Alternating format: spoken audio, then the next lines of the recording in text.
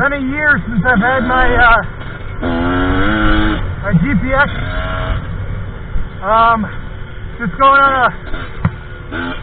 on a stroll, checking out the trails. It's been very, very, very wet this year. A lot of stuff overgrown, so I haven't done any videos because it's not gonna. It hasn't stopped raining. So honestly, this is one of the first years one of the first times I've gotten out to ride this year. Want to do a 1-year follow-up on my GPX TSE 250R. It might sound a little different from last year because I got the new pipes that came with it, or comes with it now, or a factory upgrade. Went from a 30 millimeter carb to a 34.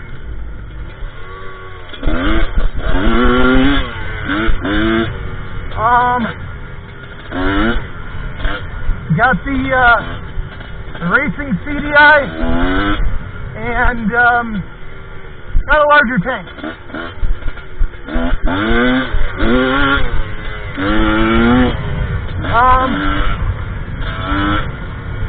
So yeah, last year I got about 35 hours on the bike. Not a ton, but I've got 2 little kids, so pretty good for 2 kids under the age of 5. No major problems yet. With the stock carb, I did have to adjust my float level, but other than that, things have been pretty good. All the new upgrades really make this bike shine.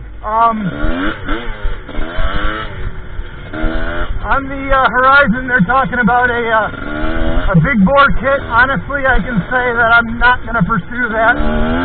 I feel that I've got enough bike here to get me into plenty of trouble without being a little too overwhelming. Every now and then, with a 250, if you're hard on the pipe, you can still loop it. You can still loop this if you wanted to, but it takes a little more effort than a 250, I'd say. It gets really muddy here, so I'm going to navigate this as best I can without getting soaked. But, yeah, the engine's a 225. It's definitely on par with the KDX 220. Definitely on par with the KTM 200 engine-wise. The KTM 200 doesn't have nearly as much mid-range as this does. The KTM 200 acts a lot like a 125. It's all power in the upper RPM range, whereas all of the power in this bike is pretty much made in the mid-range.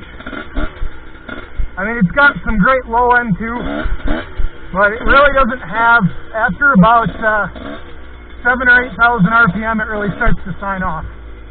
This is really overgrown, and I'm having a hard time seeing the trails, so that's why I'm going pretty slow.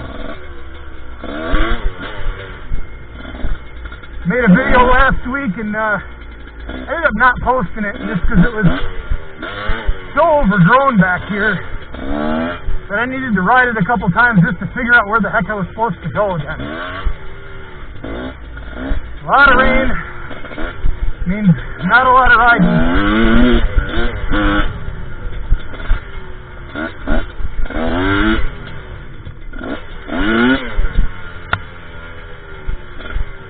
But,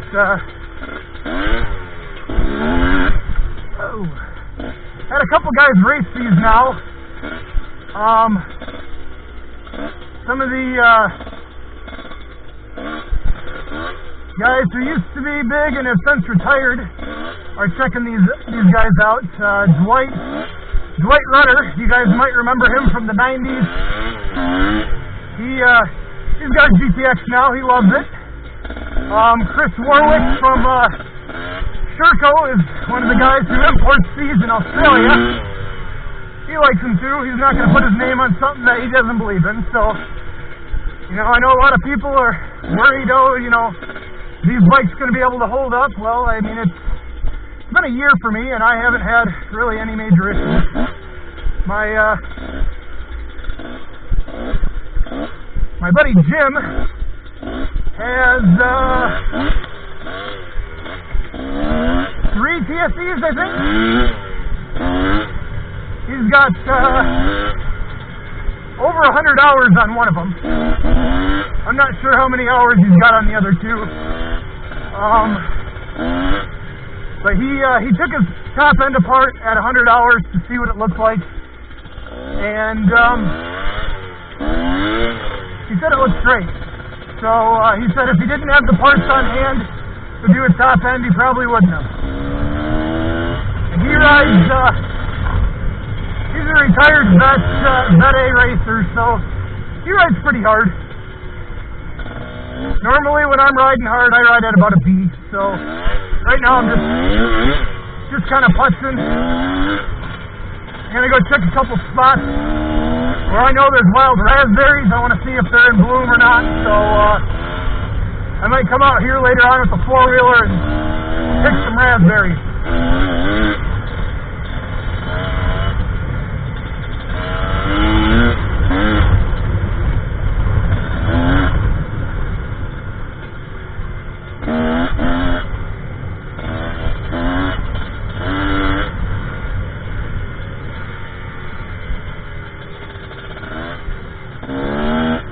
If you guys want, you're more than welcome to tag along for the rest of my little ride.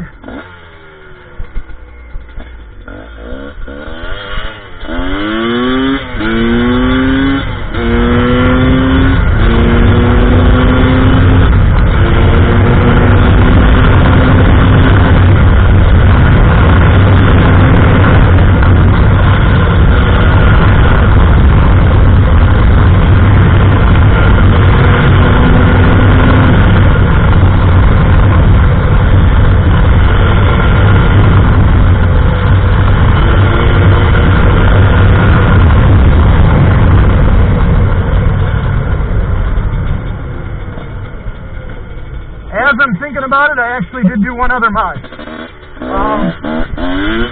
I put a quarter turn throttle assembly on and a 2-stroke throttle assembly. The only reason I did that is because I deleted the oil injection. I've had no problems at all with this oil injection, but when I was a kid, I used to ride the oil injected 2-strokes quite a bit. And I had 2 failures. I'm just not comfortable running it for long periods of time. I ran it for a year just to make sure it worked, and so I deleted it. In theory, you could use the stock throttle assembly without the oil injection, but I didn't like the way the throttle cable felt without that hooked up. It was having a hard time returning on me, so I just decided to wipe it. Throttle assembly I got is, I don't know, some CNC Chinese have quarter turn throttle assembly. It actually works pretty good. And Motion Pro throttle cable. Same one as the KTMs. I got the +4 length, I think. So just standard Motion Pro stuff.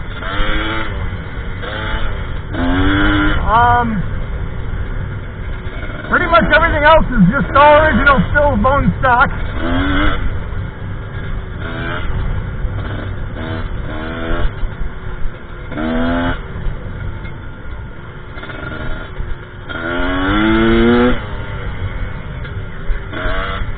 It is so wet and nasty out here. I know it doesn't really look bad, and it's not in places like this, but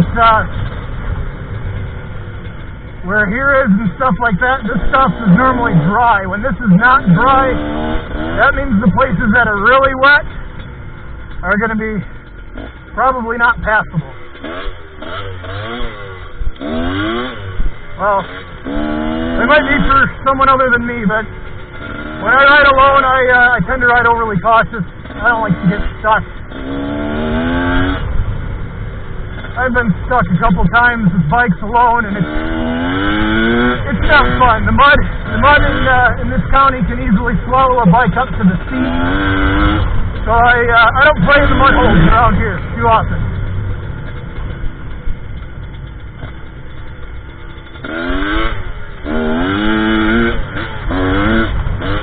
Kind of going a little slower on these corners because it's so overgrown. You never know what the hell you're going to find. All these trails are two-way.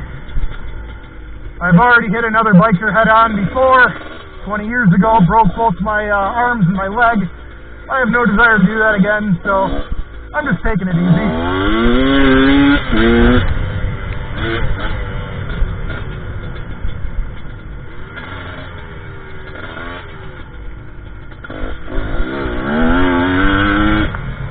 Last year I did, I think, 3 or 4 dual sport rides with my riding group that I ride with. Each one's a couple 100 miles of single track, 2-track. Every now and then a little bit of pavement here and there, but it's pretty rare. And yeah, I was wondering where this was going to be.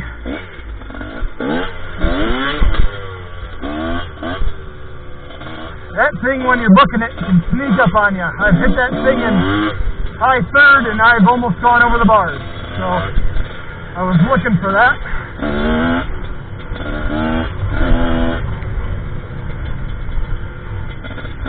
Yeah, I've got a couple buddies who starting to race these.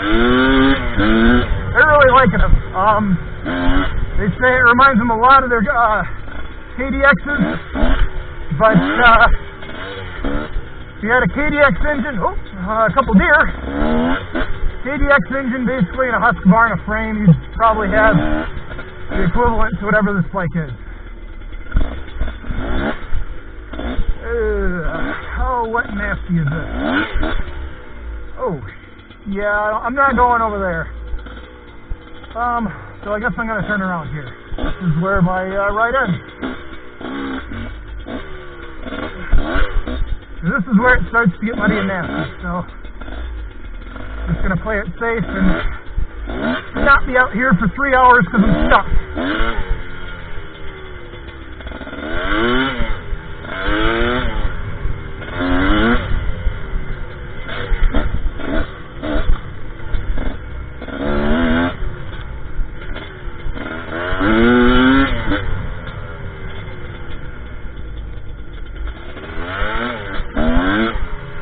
Check out some other trails. I don't know all these trails all that well.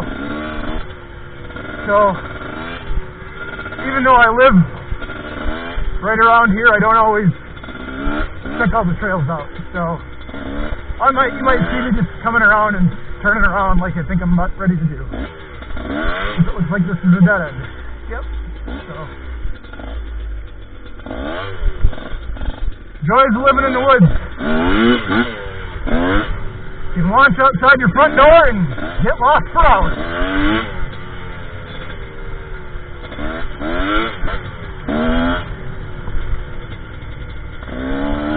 Normally I just put my house as a waypoint on my GPS,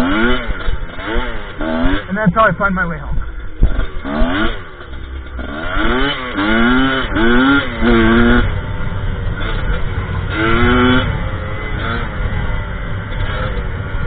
But yeah, I've taken this bike, for those who are familiar with Michigan, I've taken this bike now twice on the Tomahawk loop.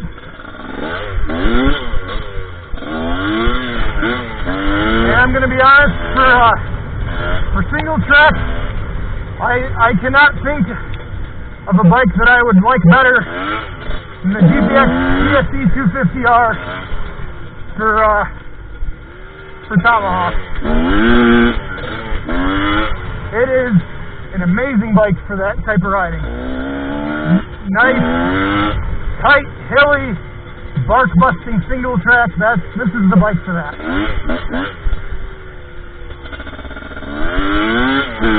I think if you're doing a lot of open class GNCC style stuff where you're high, hard on the pipe and you're doing stuff that is designed for like the WR450, the Yamaha WR450 and the 450 open class, open style riding like Baja stuff or whatever. I think this bike will do it, but I think there's bikes that are just more powerful for that. I would say realistically with the mods, the bike's probably got about 35, 36 horse, I'd say. Nothing to really slouch at. It's got plenty of power, but you just, riding like, say, a KTM 200 in the wide open class stuff, it's buzzy. You don't have quite the punch that the bigger boards do. So if you look at it for what it is in the 225 class, you've got a nice bike that really fits right in between the 250 and the KTM 200.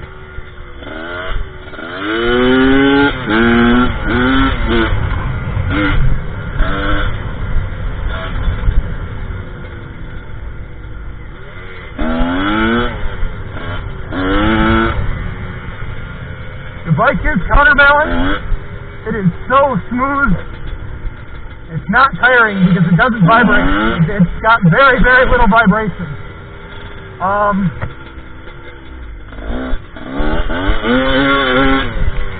Woo!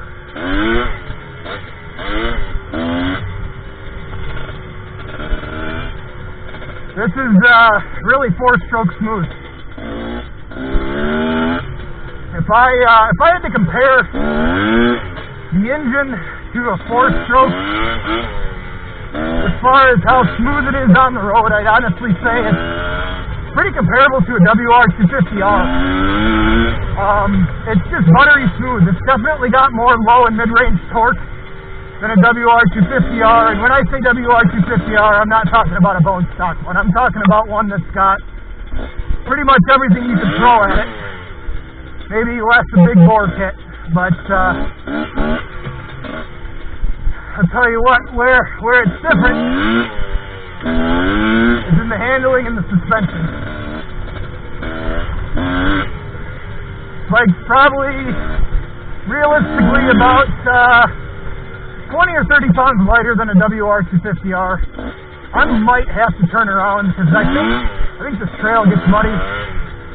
Yeah, realistically about 30 pounds lighter than a WR250R, and definitely got more low range and mid-range torque. Yeah, I know I'm comparing a two-stroke to a four-stroke. The power delivery is different, but the power delivery in this is very four-strokey feel. I'm going to turn around because that gets really wet. So, very similarly to how a 300 delivers that nice, smooth four-stroke power, if you were to take a KTM 300 engine that's counterbalanced, and then say, put the mild spring in and have it flush. That's about how the power delivery is in this bike. Very, very smooth, very, very predictable. Of course, it's 75 cc's less than a 300, so if you're expecting it to perform like a 300, it's not. It's going to perform like a 225. That feels like a smaller version of a 300.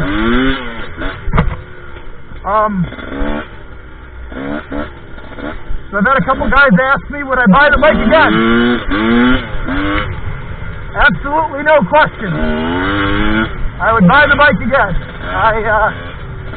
I've had two strokes, I've had four strokes, I've been riding since I was 5, so that's almost 31 years now.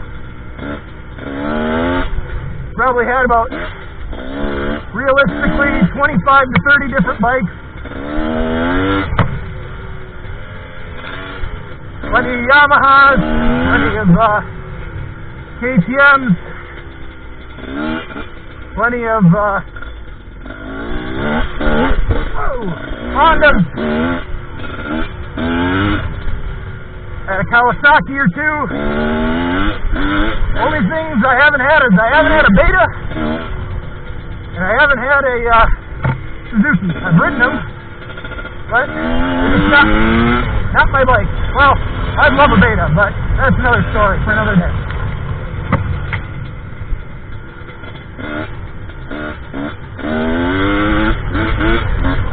But suspension is very, very nice. I weigh 215 pounds. I'm using the bone stock suspension. For trail riding, it's fine. If I was racing, I might want to go a little tougher on the springs, but if I wasn't doing any big jumps, I'd say it would be fine even then. Suspension's great. Feels like a European bike. If you didn't tell me where the bike was made, I would probably guess, I don't know, some European country. Definitely does have a European feel to it.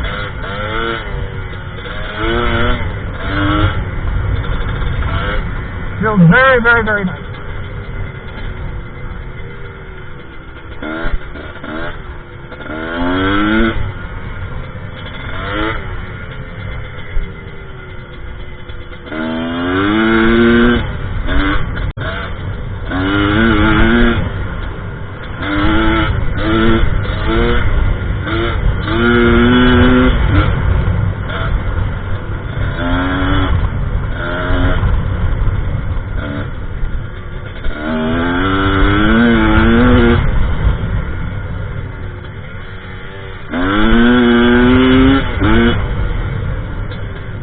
If you guys are wondering, yes, my bike is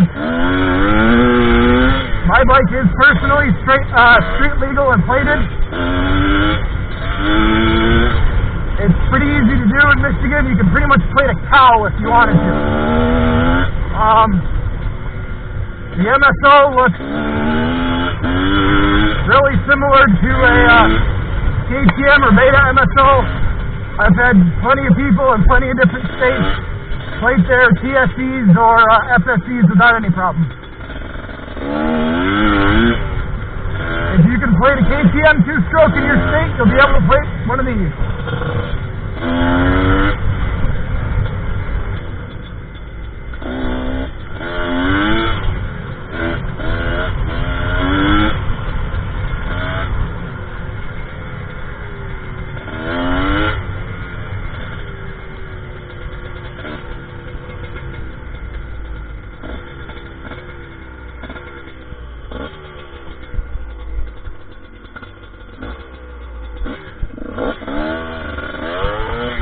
It's going really slow.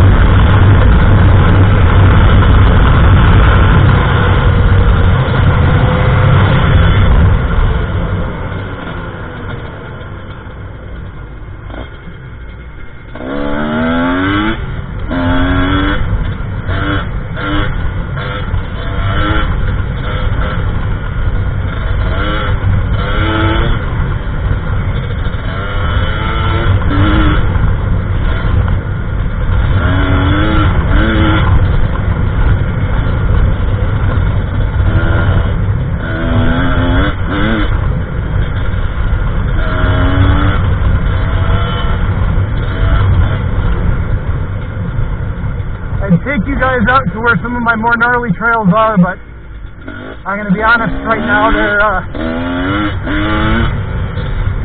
gnarly enough that I can guarantee they're going to be wet enough to where they're really not going to be fun to ride on a bike.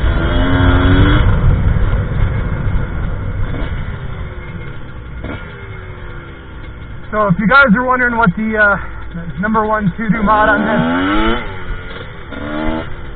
I'd say probably the pipe and the carb were definitely the biggest performance upgrades.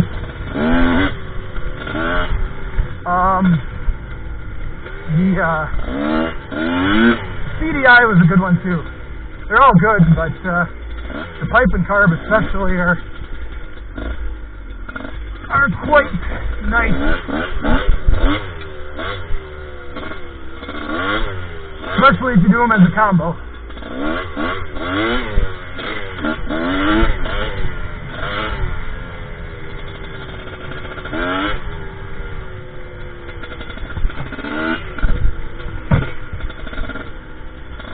Man, these trails are so stinking overgrown.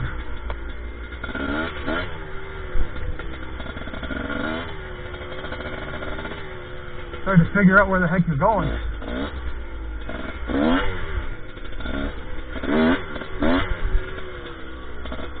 Honestly, if I didn't make these trails, I probably wouldn't even know they were here. Pretty sad.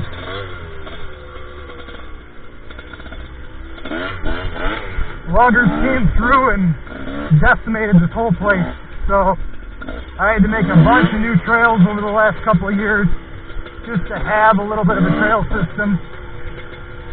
The loggers are not supposed to touch the trails, but sadly enough, you know, they don't respect the land. Just like a lot of riders don't respect the land either, and it ruins it for everyone.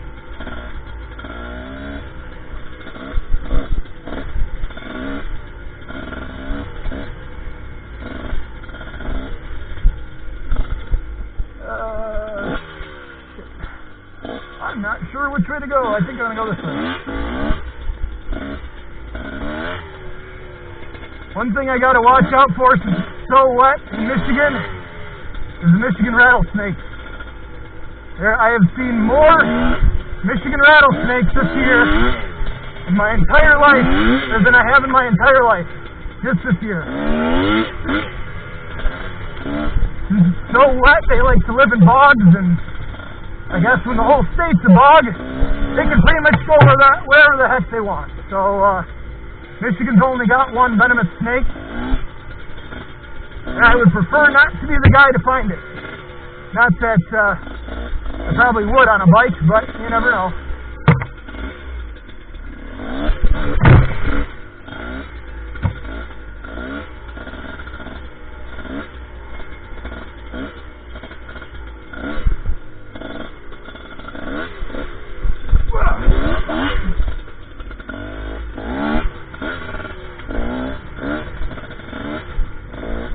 Bike slid into that rut and I fell off the peg.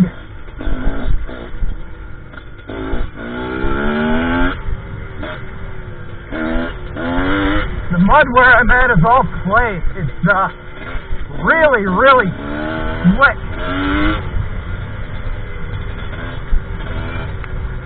It's that slick and sticky mud. You know, the stuff that's really not fun to ride in.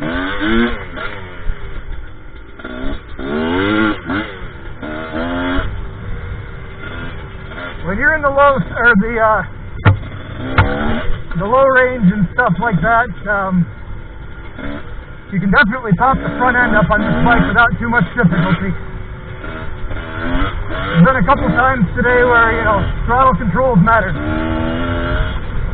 If that's how you control your wheels. That's how I control mine. A lot of people use their brake or use their clutch. I guess there's a right way and a wrong way to do it, but I'm not here to show off. I'm just here to have fun.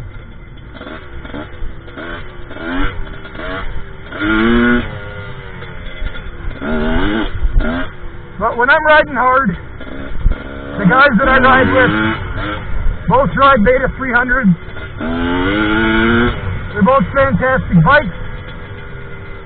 I'm going to be honest, for me, 300's a little bit too much low-end torque for me.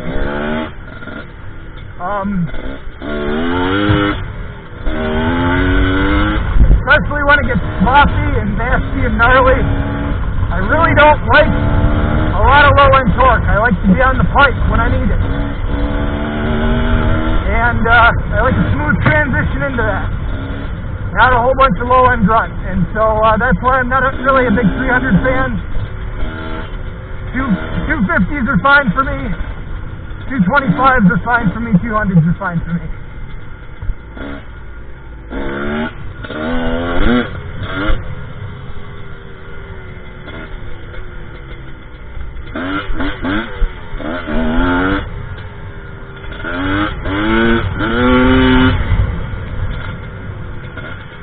Anyway, guys, I'm about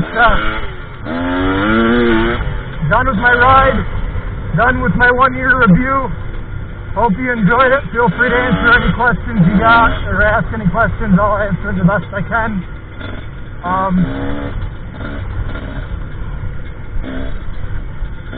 No major issues, as I said. It's been a good bike. I would definitely buy it again. So, I just blasted the back of my back. So now I'm covered in mud, but it's all part of the fun. Thanks for joining me, guys. Have a good one.